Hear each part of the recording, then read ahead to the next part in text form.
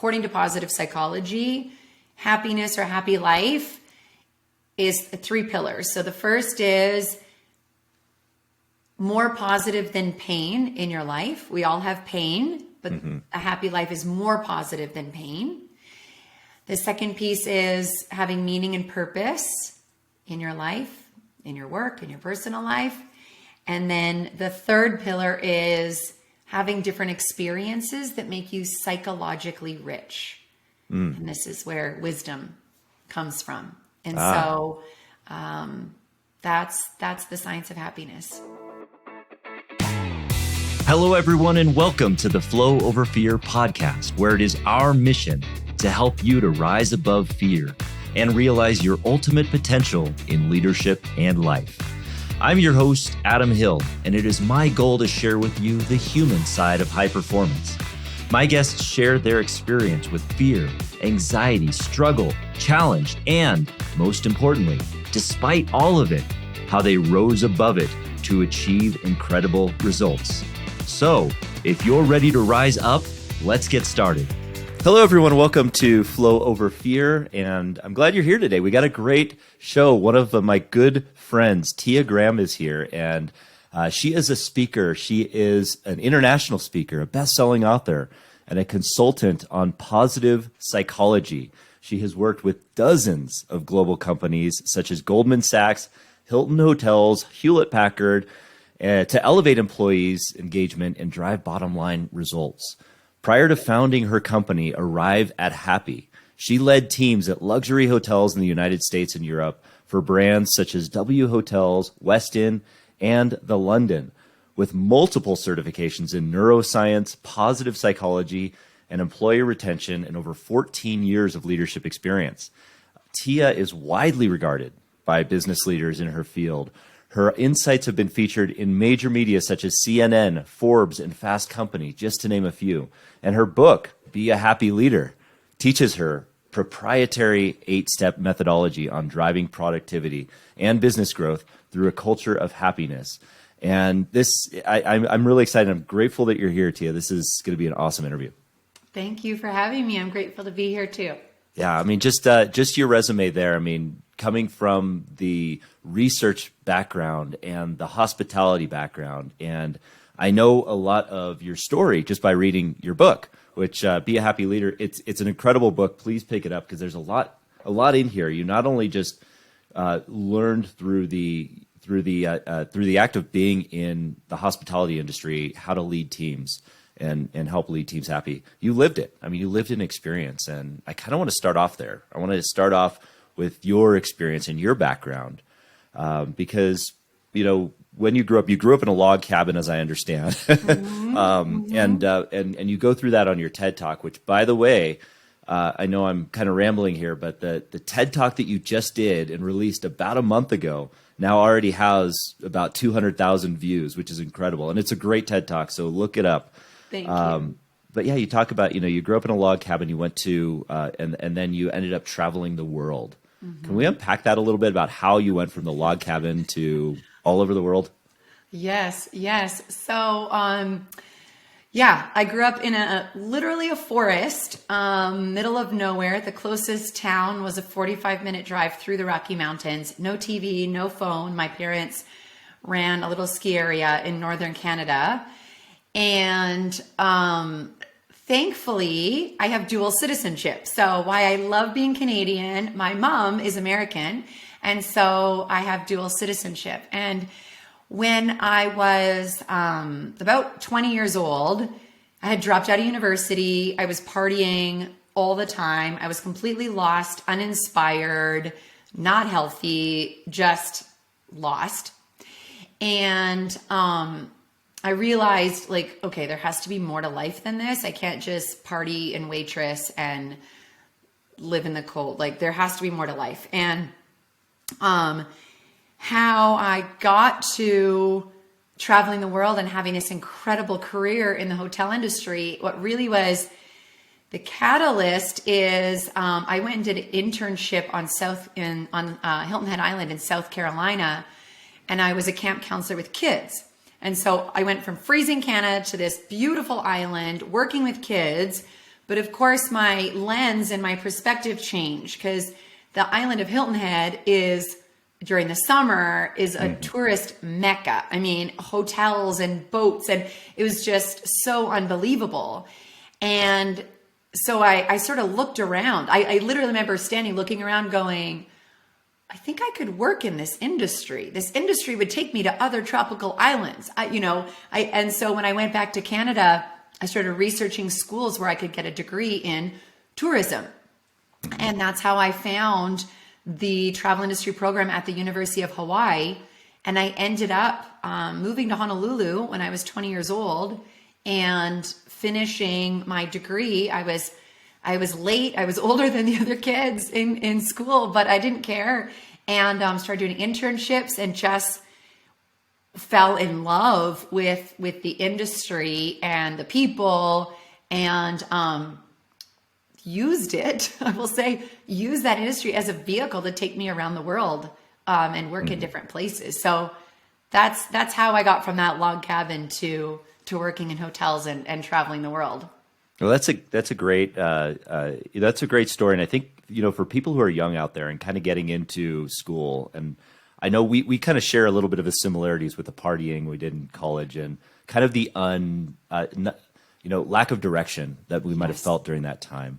I can absolutely relate to that, and I know that a lot of kids out there who may be starting college may be feeling that too, lack of direction, or maybe they have a direction. And then that direction changes, or they feel disillusioned by it while they're there.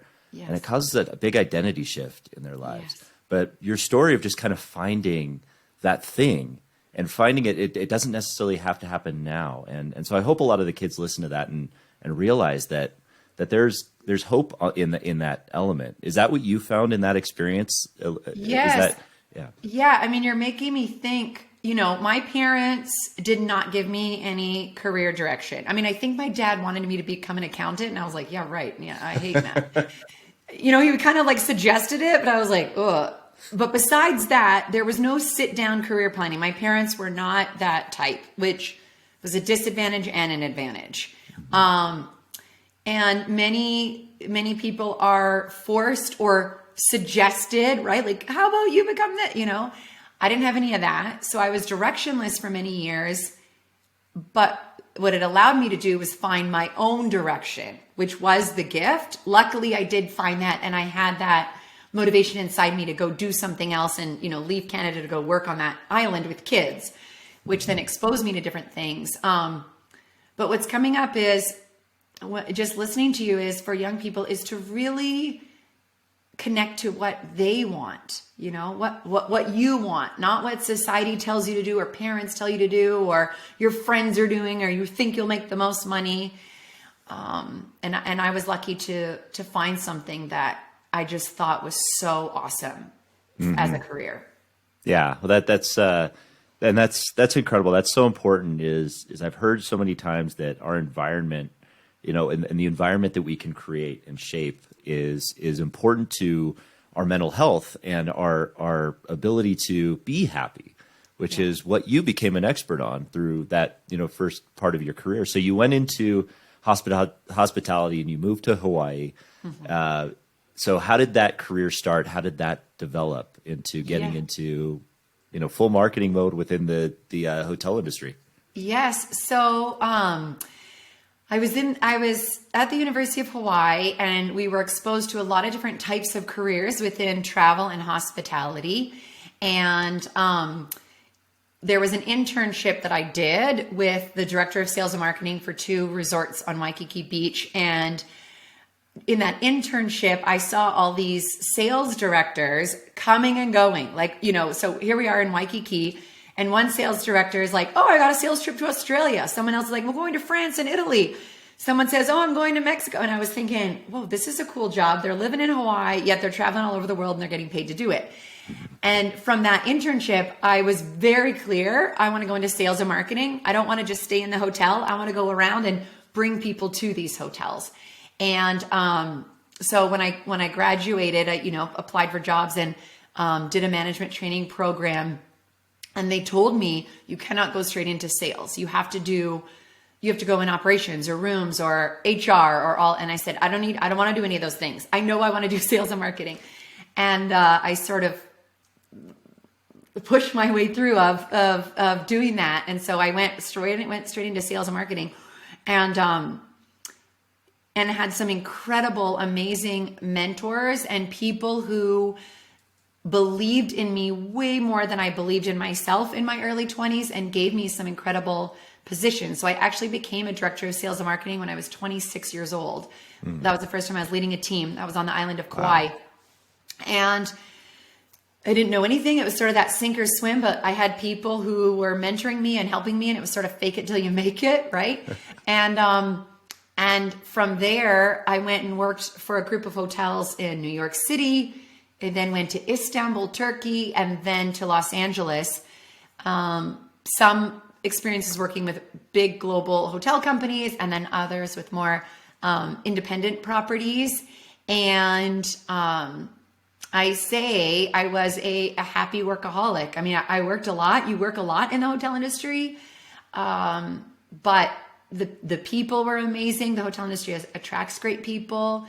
And I had incredible leaders. I also had some very toxic negative leaders, which was a big inspiration for the work that I do now. But that is how, I went to different places. And then I had the fortune to be able to travel a lot for work, in addition to the different places that I worked as well.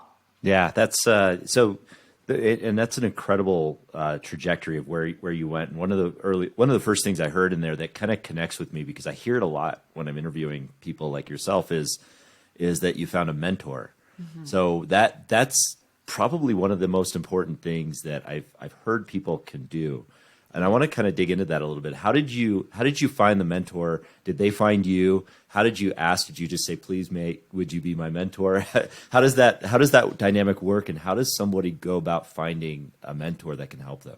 Yes. So a combination of them finding me and me asking and going out for people. So one mentor was the woman that I interned with in Waikiki when I was still in university, and she went on to hire me later on, and still she's a general manager on Maui today, and we're still in touch. I actually just saw her in December, and when I was her intern, of course, I gave it my all. I did everything I could to have her, my intern boss, think that I was amazing and that my work was amazing.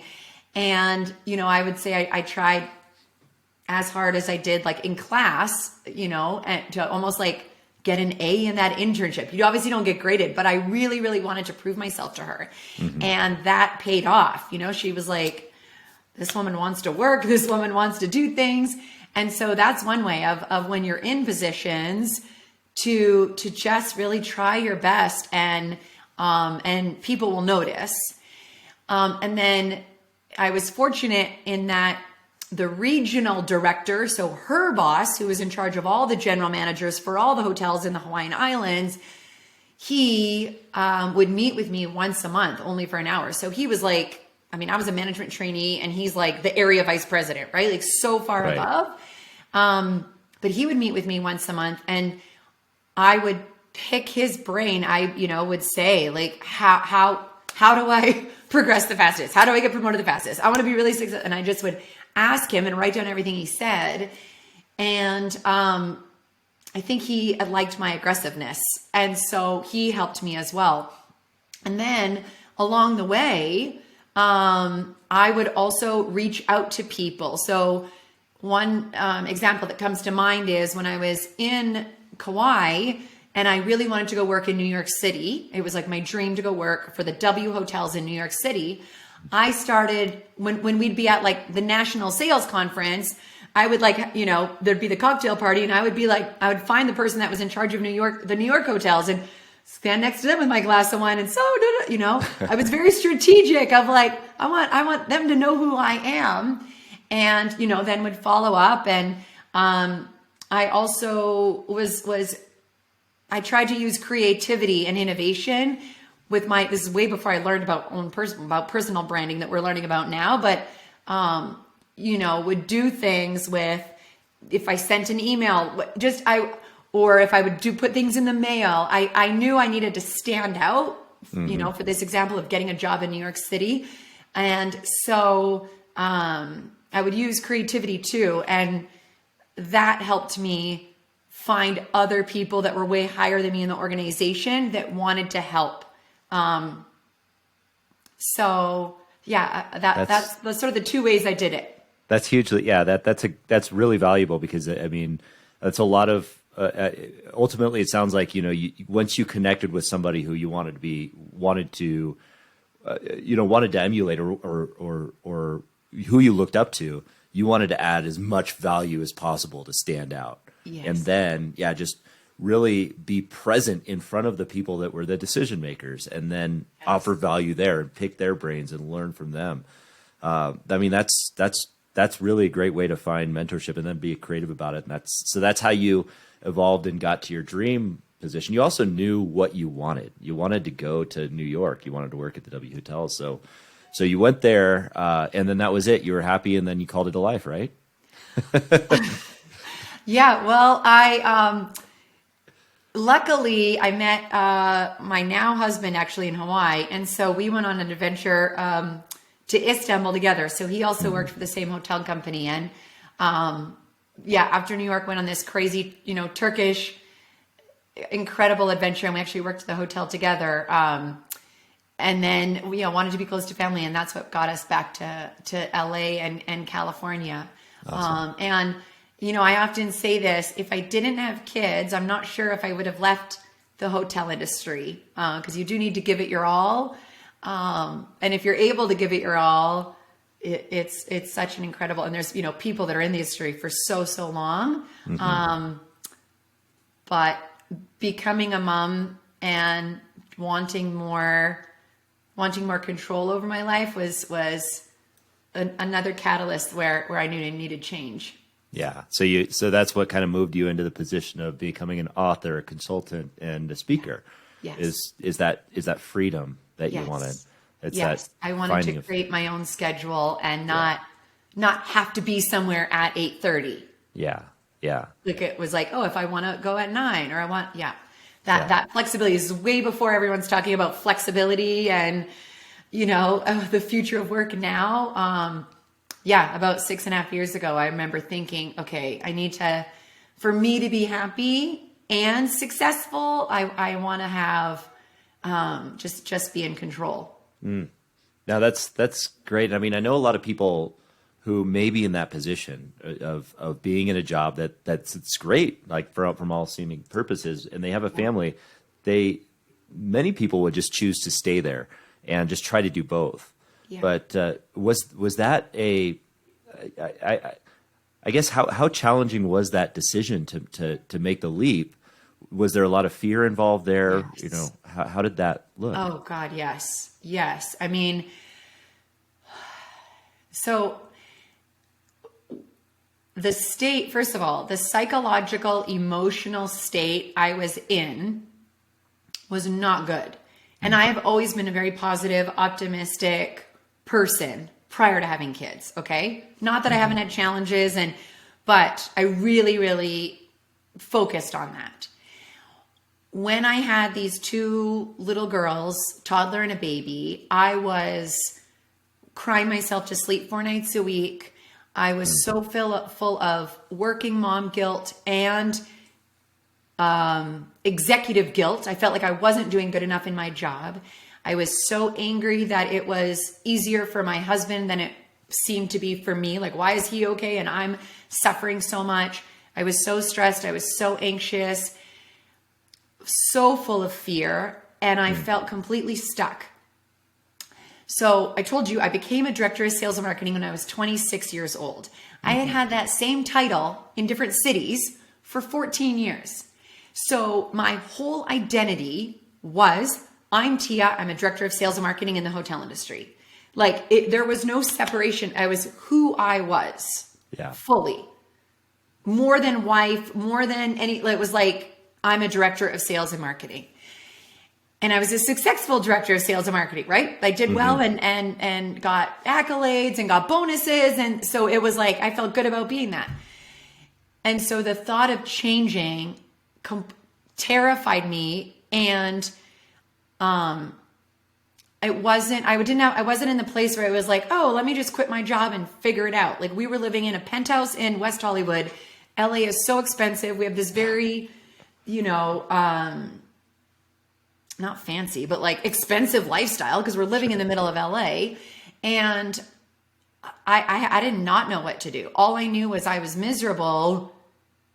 And yeah. And so when I basically, my first step is I hired this coach I thought, okay, maybe I can do sales and marketing consulting. Like maybe, I could be a consultant and help hotels. That's sort of what I thought. And because I thought, okay, I can't stay how I am, but I don't know what to do. This is all I know how to do, Yeah. And I had always had this idea of a happiness company, but to be honest, it was like a dream. Like, I can make other people be happy. I didn't actually think I could make it a business. It was something that I journaled about and everything. And when I started working with this coach, I said, I have this crazy dream. It's this, but I don't really, I probably need to keep doing hotel sales and marketing. And she was like, wait a second, tell me more about that. Yeah. And she said, what if you started researching happiness? And that's when I discovered the science of happiness and the neuroscience of positive psychology and all of this. And I was like, oh wait, this is like legitimate. This is coming from Harvard and Yale and Oxford and Stanford. And that started, I created this deck, this PowerPoint deck for myself of like, what could this company be? How could I make money? And once I started then going down the road of educating myself and learning from people that were coming from places like Harvard, I was like, okay. And, but from the point where I was crying myself to sleep and so miserable and so angry and so full of guilt to when I left my corporate job, when I finally, because I sort of went part-time and then fully left, it was over 3 years of doing things in the evenings, doing things on the side. So it wasn't like, oh, I want to leave corporate and be an entrepreneur. Yep. And I actually had a card with the word brave on it on my bathroom mirror. And I had the word brave at my hotel job, post it and I had to keep telling myself, you're brave, you can change. You're brave, you can change. You're brave. And I slowly started believing that I could be something other than a director of sales and marketing. I love it. So your identity, so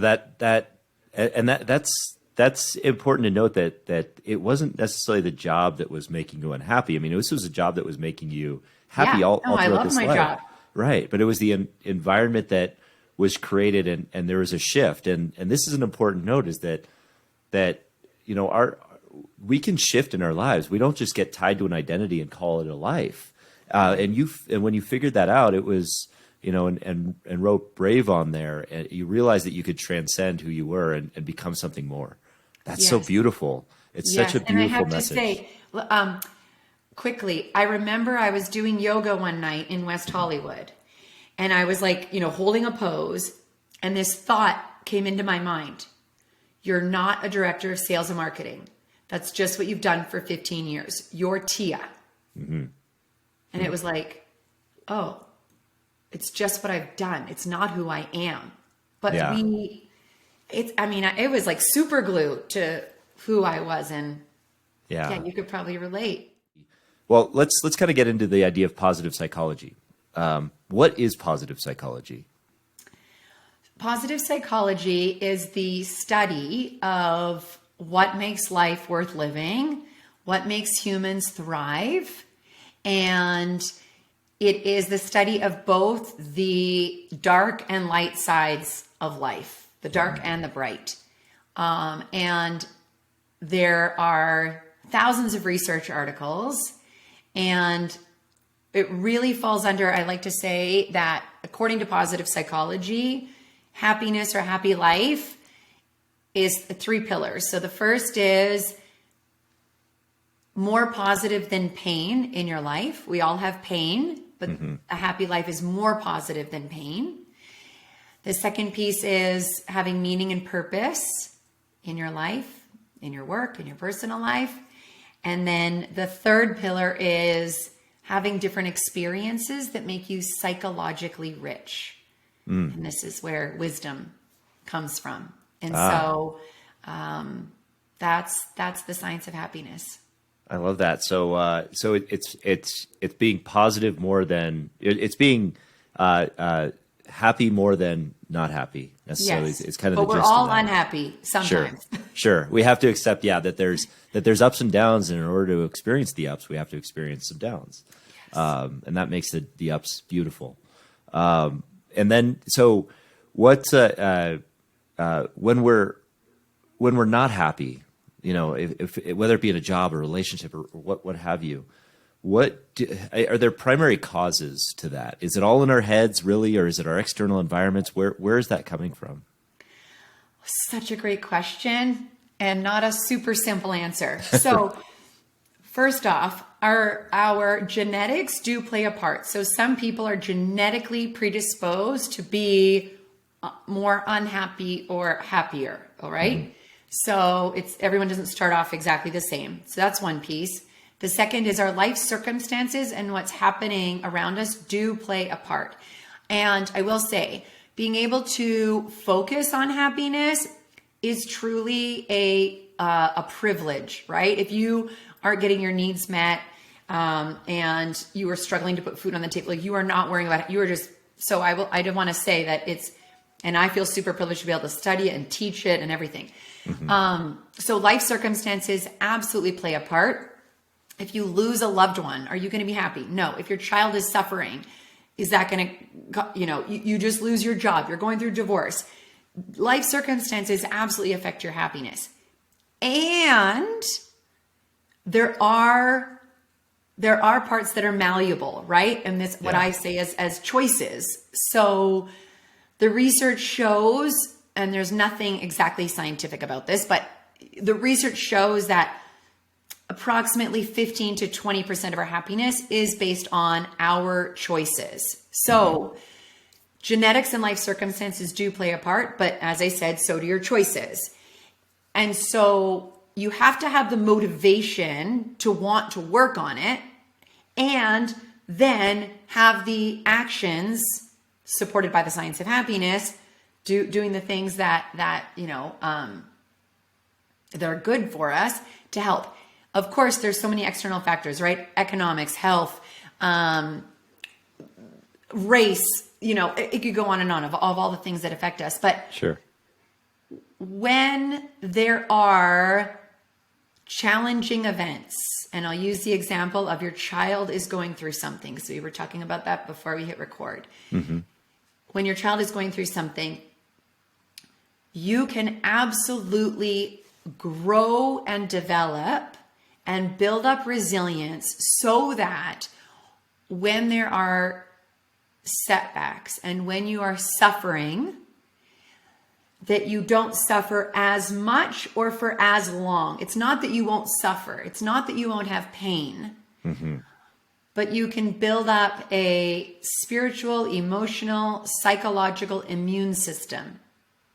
Just like, and I know you, because you're a super athlete, you can build up your physical immune system so that you might not be affected by disease as much or viruses. You can do the same thing with your mind and your spirit as well. And there are lots and lots of proven research-based ways to help you go through painful periods in a healthy, supportive way. Yeah.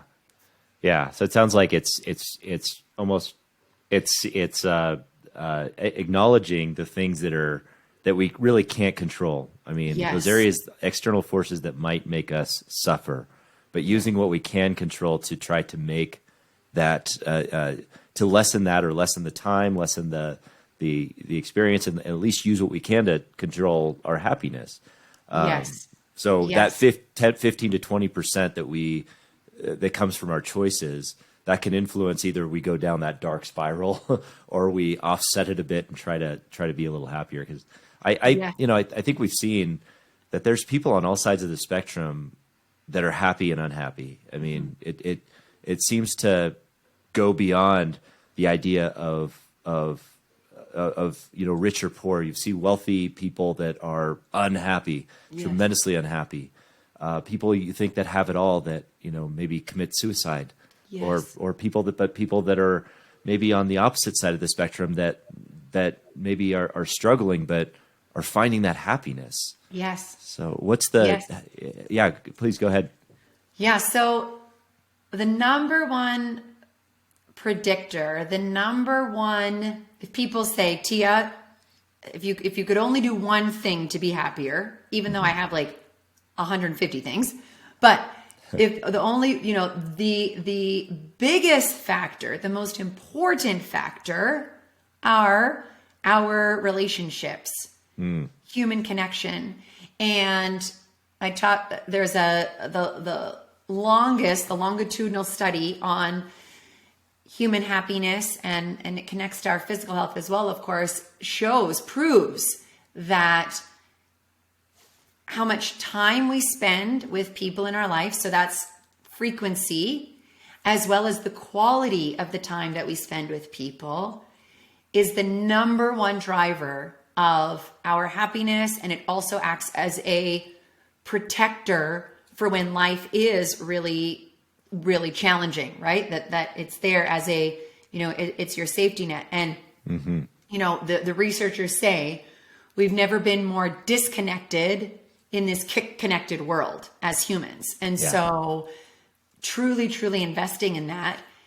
And the Dalai Lama says, which I fully agree and I relate to so much, and research supports it, and this is also Buddhism, etc., is that so much of our suffering comes from when we're thinking about ourselves and our life and our problems and poor me and I'm the victim. And by the way, I've been there so many times.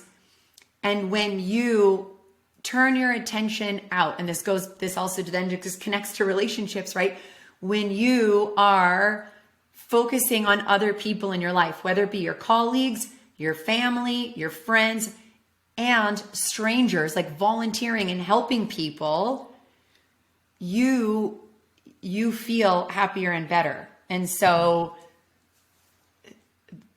as much as you can, when you are in that place of like, oh, my life sucks, why me? This is hard. This is, I'm anxious. I'm stressed about this. Is remember to just turn the attention off yourself and help others. Yeah. That's so huge. And so if we're suffering, we might be turning into self. So one of the best ways out of that is to turn it out and be in service. So service over self. Yes. Yeah. Yes. That's so huge. So in leadership, how does this translate? So you have happy and unhappy leaders, and as a workforce, that drives whatever the behaviors are of the workforce. So as leaders, how do we navigate the things that are outside of our control and still project that positivity, that happiness? Yeah, great question. So the first step is, in my methodology, I say start with you, that in order for you to be a positive leader, which the research shows, positive leaders are way more successful for many, many reasons, business and health, and, can go on and on about all the benefits of such, but the leader must take care of themselves. And this is your spiritual well-being, taking care of your physical body with exercise and food and diet, taking care of your brain, nourishing your brain, right, with positive content like this podcast or books or TED Talks, not getting sucked into the negativity of the news and so on. Always focusing on learning and growth with intellectual well-being, investing in relationships, having a great relationship with yourself, and then having a healthy relationship with your emotions, right? Both the growing the positive and then having a healthy relationship with the painful. So if you want to have a positive team, which then has fantastic business results, you have to take care of yourself. You have to prioritize it. And many leaders don't do this because they work all the time. They might give a little bit of what they have left to maybe family. And then of course you go to sleep, but you must take care of yourself. Yeah. And then understanding that the emotional experience of everyone that works for you, how people feel while they're working. I call this experienced happiness while working. Needs to be the leader's number one priority because emotions drive behavior. And so truly connecting with people one-on-one and then creating a really, really strong team dynamic. By doing that successfully and by doing that well, the numbers will follow. The money will flow in. Customers will be happier. People will be more productive, creative. They will sell more. They'll be more innovative. I mean, the results will follow. And so many leaders have not been taught, number one, how to take care of themselves. They haven't been shown that example.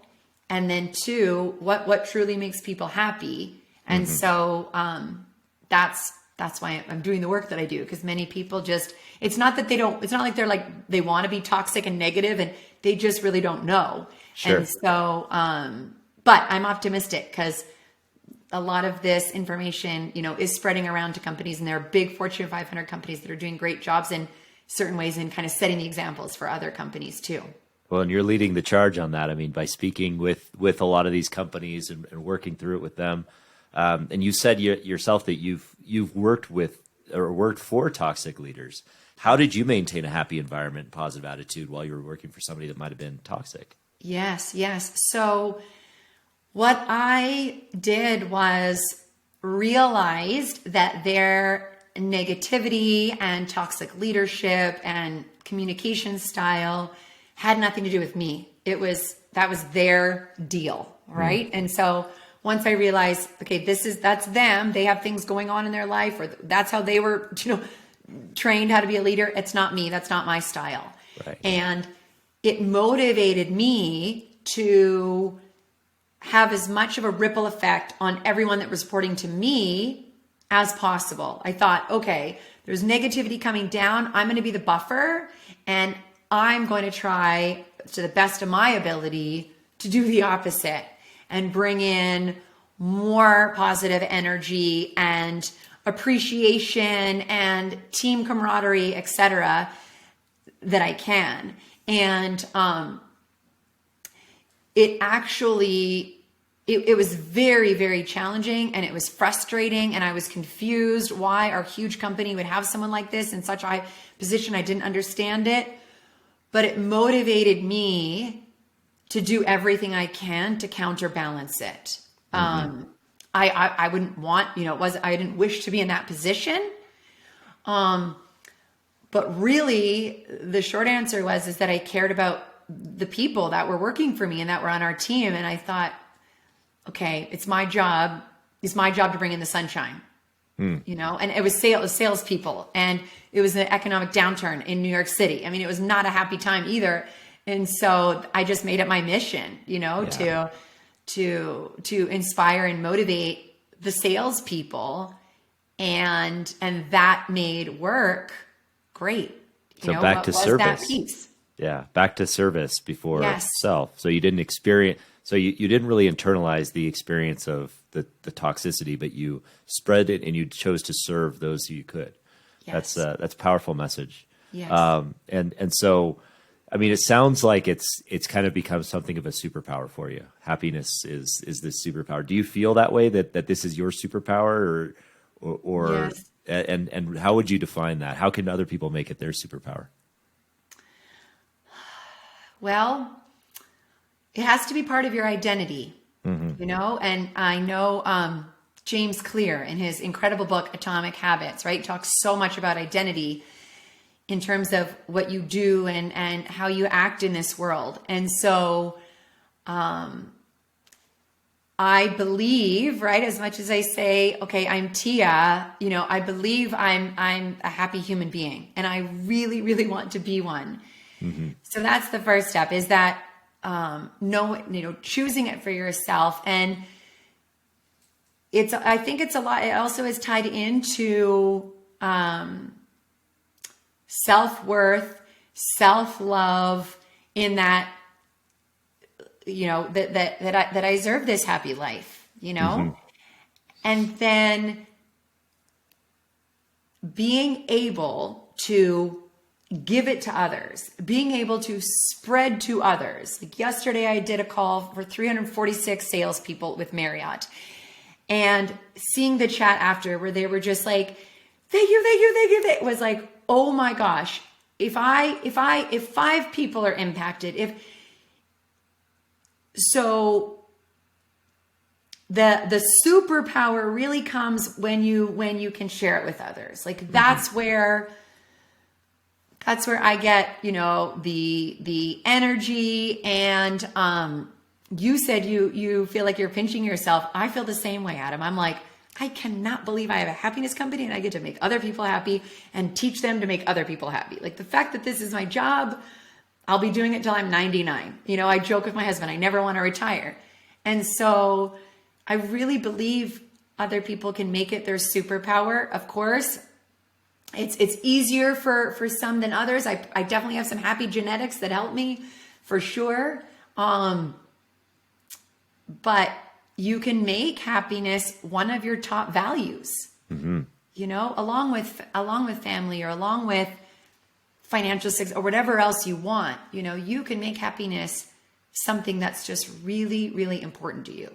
Well, it's so empowering to know that we can choose happiness in this way. I mean, that's what you're saying, is kind of where we could choose happiness, and happiness is contagious. I mean, just spending this time with you, it's impossible to not be happier. And when we're having that positivity, I mean, for that reason, should we make happiness first in our lives? Is that our first priority? I believe so. I believe so. Dr. Ben Shahar, who I studied with, says it's the ultimate currency. But choosing happiness for ourselves is about taking care of ourselves so that we then can take care of others, right? So it's like a lot of people would say, oh, it's selfish. Well, the research shows that happy people are more altruistic and volunteer more. And, you set this example for your children. You help with your team, and then your team takes it home to their spouse and kids. So it's about you and others. Yeah. It's like, that's sort of how I view it. And I want other people to view it as it's selfish and selfless. You're not doing it just for yourself. Yeah. Like I definitely know I'm doing it, setting the example for my girls. I'm doing it because I want to stay married. I'm doing it, right? All of these different reasons, and then inspiring others. So yeah, I believe we make all choices in the pursuit of this and wanting more of this. Humans are wired to want to feel good. Yeah.